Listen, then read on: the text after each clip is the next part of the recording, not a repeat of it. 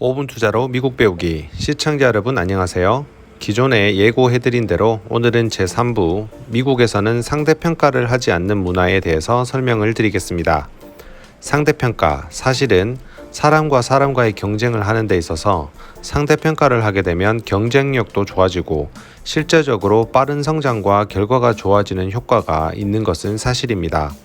그 대신 상대평가를 함으로써 사람과의 관계에서 뭔가 비호감적인 감정이 생길 수도 있는 것도 사실입니다. 그렇다면 미국에서는 상대평가에 대해서 어떤 사회문화적인 분위기를 가지고 있는지 고등학교 혹은 대학 입시, 취업, 자격 등 여러 가지 상황을 사례로 다 같이 살펴보도록 하겠습니다.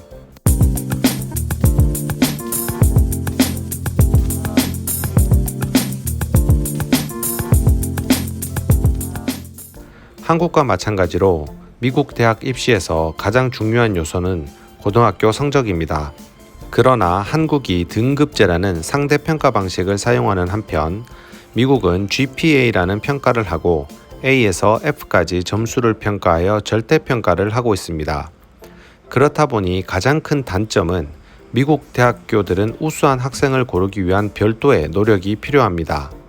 왜냐하면 고등학생들도 자기 학교 학생들이 좋은 대학을 보내기 위해서 많은 학생들에게 좋은 점수를 주려고 노력을 하고 있고, 그렇다 보니 GPA 점수가 좋은 학생들이 대거 지원을 하게 되면 선발에 대한 변별력이 없기 때문입니다.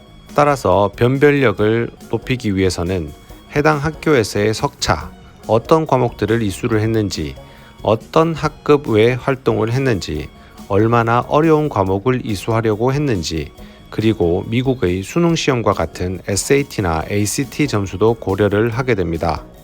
즉, 고교 성적 자체가 절대평가이다 보니 그것이 절대적인 기준이 될 수 없었던 것입니다. 직장도 마찬가지입니다. 미국에서 시험이나 성적 테스트를 통해 취업을 하는 경우는 거의 없습니다. 즉, 면접을 통해 대략적인 업무 지식과 태도 등을 평가를 하여 프로베이션, 즉 임시 근무 기간을 통해 일을 같이 해보고 평가하여 정식 직원 채용을 하는 방식을 택하는 경우가 많습니다. 결국 누구나 취업을 하는 데까지는 어렵지 않지만 경험과 결과를 두고 평가를 받고 실무적으로 살아남아야 진짜 취업이 되는 것입니다. 직장 상사들도 후배들을 혼내며 가르치려 들지 않습니다.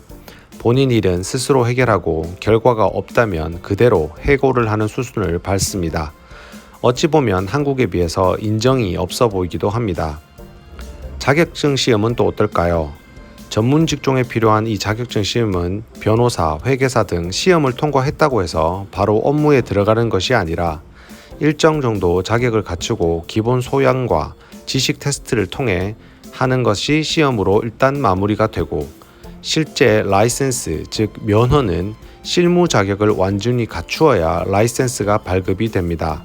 즉 절대평가를 통해 기본 지식과 소양이 통과가 되었다고 판단이 되면 나머지는 실제 실무에서 결론을 내야 하는 것입니다.